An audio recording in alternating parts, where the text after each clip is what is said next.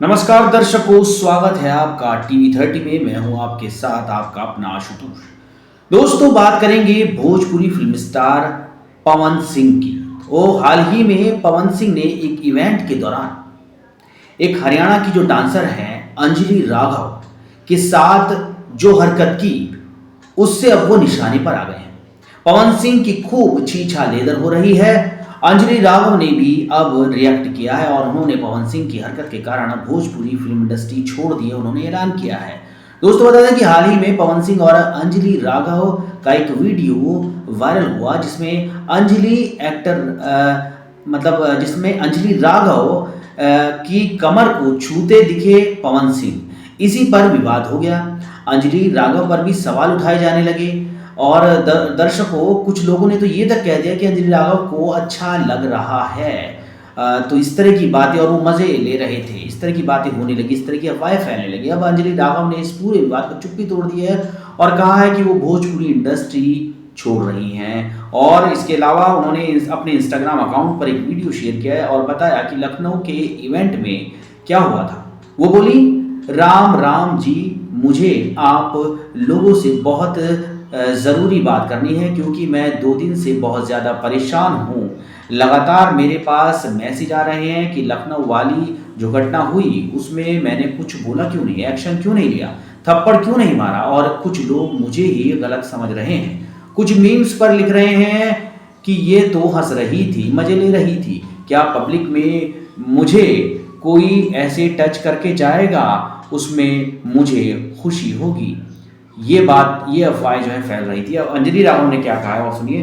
अंजलि ने फिर बताया कि पवन सिंह ने उन्हें गाने का कैसे ऑफर दिया था, शूट के दौरान क्या माहौल था और लखनऊ में सब कैसे बदला। अंजलि बोली, सारी बात ये है कि जब इनका गाने के लिए मेरे पास कॉल आया तो मैंने सारी चीज़ें क्लियर कर ली कि कहीं गाना जो है उसमें कॉस्ट्यूम तो ख़राब नहीं है, उसमें गाना डबल मीनिंग तो नहीं है। ये सब चीज़ उन्होंने श्योर कर ली थी और कोई डबल मीनिंग तो नहीं, ये सब चीज़ श्योर कर ली थी। और उसमें कैसे कैसे सीन होंगे ये भी उन्होंने श्योर कर लिया था। मैं शूट पर गई तो वहाँ सब कुछ नॉर्मल था, मुझे लगा कोई प्रॉब्लम नहीं हुई। जब उन्होंने मुझे लखनऊ के इवेंट के लिए बोला तो मैंने हाँ बोल दिया। अंजलि राघव आगे बोली, मैं स्टेज पर थी और पब्लिक से बात कर रही थी। पवन सिंह जी ने मुझे बोला कि इधर कमर पर कुछ लगा हुआ है। उससे थोड़ी देर पहले ही मेरी साड़ी के नीचे टैग लगा हुआ था। तो मेरे दिमाग में आया कि शायद ब्लाउज का भी टैग लगा रह गया होगा। मैंने हंसकर उस चीज़ को दबा रही थी कि उस टाइम वो चीज़ ना बोलकर साइड में भी बोली जा सकती थी। मैंने टाल दिया पर पवन सिंह जी बोले कि कुछ लगा है, यहाँ कुछ लगा है।